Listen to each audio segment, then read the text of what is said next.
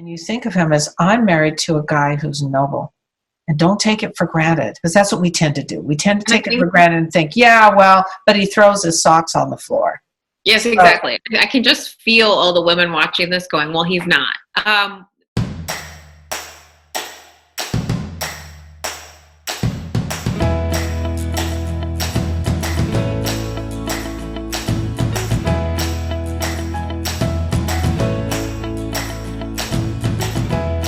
Welcome back to another episode on the Fascinating Womanhood channel. I'm Cherry Lynn, and I'm here with Dixie, Andelin, Forsyth. Hi, Dixie. Hi. So we're here today to talk about the 4 things that good men need you to believe about them. What does that mean? Why are we talking about this today? Before we jump in.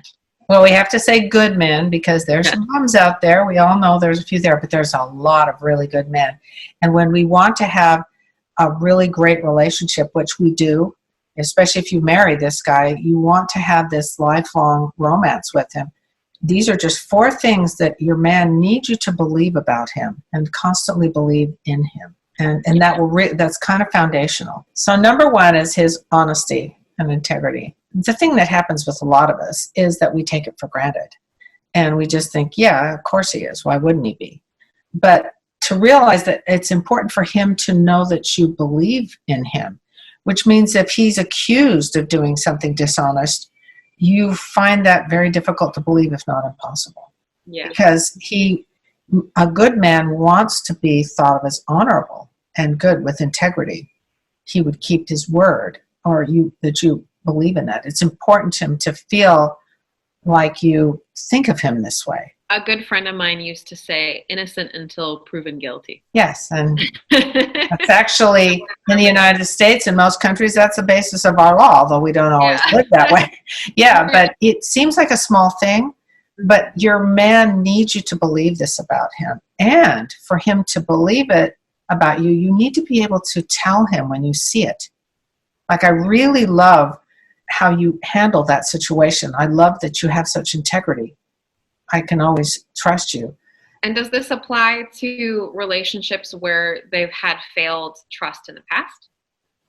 Yes, yes. And, we're talking about basically good men, not perfect men who don't make mistakes, but his basic desire to be a man of integrity and to be honorable. You focus on the good. I mean, look, I am far from perfect. I really appreciate when Bob doesn't say anything or doesn't comment on some of my mess ups. Yeah. He constantly looks to what I do that's right. And you need to understand that for men, honor and honesty is one of those basic things. And number 2 is about, he needs you to believe that he's sincere. And you might say, well, what's the big deal? But this is, again, one of the 4 basic things that men need you to believe about him. In other words, that you're willing to believe him instead of just quickly saying, oh, I don't believe that. I don't believe it. And that he is sincere in what he's trying to do, what he has said, and his intent. I think that also goes to his intent. And so you look for, if he says something that seems a little off, you look for what his intent is and assume, unless you're proven otherwise, that it's honorable. I think we see this all the time with apologies. Sometimes women will expect a certain type of apology, and if it's not to their expectations, they will assume it is not sincere.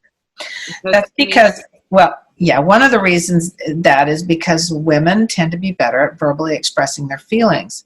And we've talked about this before too. And so because men are so different, it's important for us to look for what they meant by what they said. And think, let's see, what did he mean? And don't go to he meant something that was really insulting or awful. And assume that it was something that he meant that was good. Yeah, and I think too, with the apology, just using that as an example, at least he apologized. And if you accuse him of not being sincere, which I think, that's usually the case, is that the ladies out there will say, well, you don't sound like you mean it. Then he will probably not in the future even try to apologize. So you're going down like the rabbit hole. Yeah. Yeah. Exactly. Yeah. And when you realize it's important for men to believe these things, for you to believe these things about them. And so you can work on that. Okay. Yes. That's a good one. Number 3 is his courage. Number 3, that's a big one. And some people think, well, men don't have to be courageous these days. They have to be courageous all the time. Mm-hmm. Taking a job that they don't really feel like they're prepared for. Applying for a job that they think, I don't really feel like I'm good enough for this. Having the courage to even apply for some of these things. Courage in taking on moving to another city. Say his wife, he supports his wife in being a stay-at-home mother and wife. That takes courage for him to take on the sole, especially in today's world, sole responsibility of providing for his family. Yes. That's very courageous. And it's important to recognize it and tell him, notice it instead of taking it for granted. This episode is more about things that you notice and don't take for granted. He needs to know that you believe he's courageous. Right. And where he is, because I guarantee you there's 1,000 ways in which if you treasure hunt, you will find that he is courageous. And it's important for him to feel like he's courageous, that you look at him as that he's your hero.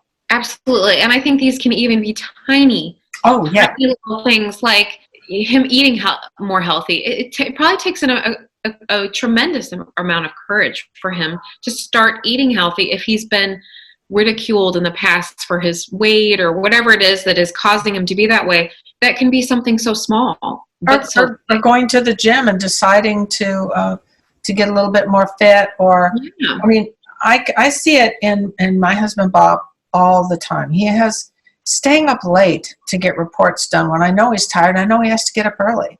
And noticing it and expressing it so that he knows that I believe he's my hero. I tell him often that he is, and I tell him, I'll say, you're my hero because you did this. Yes. When you did this, you're really my hero. And it's especially valuable when you use it in an area where you know he is very challenged. So if he's very verbally challenged, if he really struggles, and I know a lot of men struggle to verbally express themselves, but if that's something where it's just a constant thing that you're noticing, but then he goes out of his way to address something with someone that's very difficult and has a difficult conversation with someone, maybe it's like in customer service, or maybe it's something going on with a repair in your house, and he addresses it and does a really nice job. And is that a time where you say, wow, it must have taken you so much courage to do that? Life is difficult. And I don't know how some of these men do what they do. And they do it all the time. I mean, there's courage on the battlefield. We see it in movies. Oh, yes.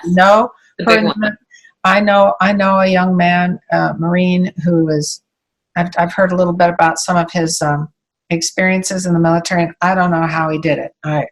Yes. Some of those where it's not a movie where you're actually in danger and you think, yes, I'm probably not going to be alive in 2 days, running out of food and water. And it's different to watch it on TV than to actually live it. And there's some incredibly brave people. And those are easier things to point out. But most of our men do courageous things, little things every day. And we can notice it and make sure he knows that you think he's a hero and courageous. Yes, so good. That's a really good one. I love it. And number 4 is his nobility. Yeah, I know. That seems like what? What? Nobility. Men are noble. Yeah, that it kind of is a little bit a part of integrity, but nobility is its own word, and that he is a guy that has principles, that has honor, and that will fight for them, just like a knight. As you imagine that a knight, I mean, some of the ways that we think of knights is probably not exactly how they always were, but the image of a knight, somebody who is noble, who would rather die than break his word, kind of a man who is just says, no, I said I would do this and I'm going to do it. And that kind of nobility and honor. And to make sure he knows when he does those things, and he's not going to be perfect, and you think of him as, I'm married to a guy who's noble. And don't take it for granted, because that's what we tend to do. We tend to take it for granted and think, yeah, well, but he throws his socks on the floor. Yes, exactly. I can just feel all the women watching this going, well, he's not. And I totally understand, because there might be times in the past where he's not proven himself. But this is about for the ladies out there that are wanting that change in their relationship, and they usually, when they seek out Fascinating Womanhood, they're trying to grow their relationship and strengthen it.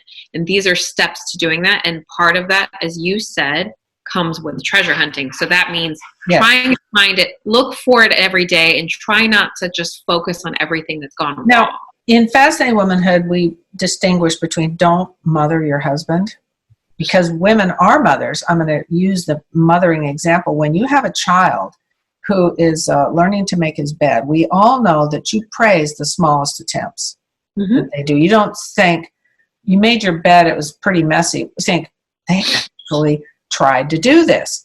And so that's what treasure hunting is. And when you see something that is in that direction, you seize it and you say, that was honorable. And you say it for what it is, even if it's very small. He needs to believe that you believe he's honorable. Yes. You didn't marry him because he was a weirdo, right, or a bum. So you look for things in him that confirm that, because you married him, or you're engaged to him, or you're dating him, you're in a relationship with him. So there's something about him. This is what he needs you to believe about him. And if you don't, you need to rethink, your relationship. If you want your relationship to grow and to thrive, these are 4 things that men need you to believe about them. As you believe in him, it'll help him to become more that way. This is feminine influence and feminine power. Well, this has been so helpful. Thank you so much for sharing all of your tips on the 4 things that every good man needs you to believe about him. I think this is very powerful. And I hope everyone out there, if you have any questions, that you will use the comment box below and let us know what you think. And we're here every week, so don't forget to check back with us next week. We'll see you next time. Bye. See you next time.